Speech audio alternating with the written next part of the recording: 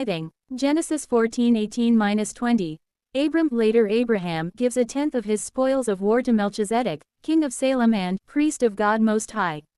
This is often cited as the earliest example of tithing, though it differs from later Israelite practice.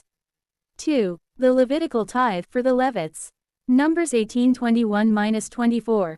God designates the Levites' tribe of priests to serve in the tabernacle temple and receive tithes from the other tribes in place of land inheritance. Deuteronomy 12:5-12, 17-19. Instructions on bringing tithes to the central sanctuary, later the temple in Jerusalem, for Levitical support and communal feasting. 3. The tithe for the poor and festivals. Deuteronomy 14:22-29. A triennial tithe every third year is to be set aside for the Levite, the foreigner, the fatherless, and the widow within each community. Deuteronomy 26:12-15. Declaration made when bringing the triennial tithe, acknowledging God's ownership and provision. Important points to consider.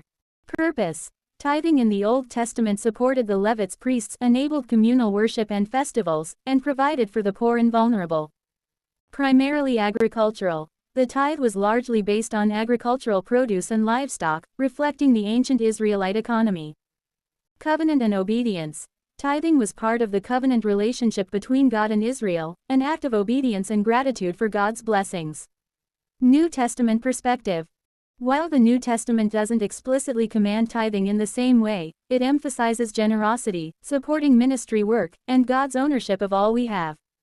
The principles of giving sacrificially and cheerfully are emphasized.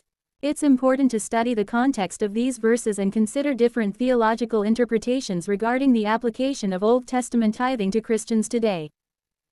Have direct commands about tithing in the same way as the Old Testament, it does address giving and financial support of ministry. Here are some key verses and concepts. Jesus on giving. Matthew 6:1-4. Jesus warns against giving to be seen by others, emphasizing sincerity and God's awareness of our true motives. Mark 12:41-44. Jesus commends the poor widow who gave her all, highlighting the value of sacrificial giving, even if small in amount. Luke 6:38. Give, and it will be given to you. A good measure, pressed down, shaken together and running over, will be poured into your lap. For with the measure you use, it will be measured to you. This emphasizes generosity and God's abundant blessing. Paul's teachings on supporting ministry. 1 Corinthians 9:7-14. Paul uses the example of soldiers, farmers, and shepherds being supported for their work to illustrate that those who preach the gospel should be supported financially by the church. Galatians 6:6. Let the one who is taught the word share all good things with the one who teaches. This emphasizes the responsibility to support those who provide spiritual guidance. 2 Corinthians 8-9. These chapters discuss the collection for the poor in Jerusalem. Paul emphasizes cheerful giving, not out of compulsion, but as an act of love and generosity. Key principles. Heart motivation. The New Testament emphasizes the importance of giving with the right heart attitude, cheerfully, generously, and out of love for God and others.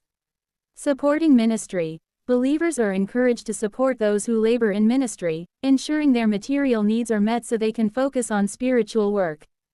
Generosity and stewardship. The New Testament teaches that everything we have belongs to God, and we are called to be good stewards of our resources, using them for His purposes. Interpretations and application. There are different interpretations among Christians about how Old Testament tithing applies today. Some believe it's a continuing command, while others see it as a guideline for generous giving, emphasizing the principles of proportionate giving and supporting the church. Ultimately, each believer should prayerfully consider what the Bible teaches about giving and seek God's guidance on how to honor Him with their finances.